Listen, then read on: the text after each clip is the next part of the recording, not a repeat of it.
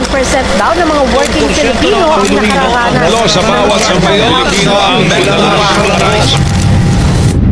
Ew, ba't ang itim mo? Wala kang kwentang Uy, tao. huwag ka lumapit dyan, mabaho Uy, yan. bakla. Ang pangit mo dyan sa damit. Patuloy pa rin tumataas ang bilang ng mga kasong nang nagpapatiwakal. Mga buhay na unting-unting nawala, mga pangarap na nasira dahil sa bigat ng depresyon na walang nakapansin, walang nakinig. Kaya't ito ang aming advokasya na tayo'y maging boses sa walang boses.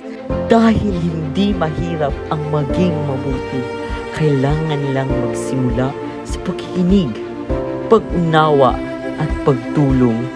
Dahil kung patuloy tayong lalaban sa pagsubok ng buhay, tayo ang magiging kinabukasan ng inang bayan.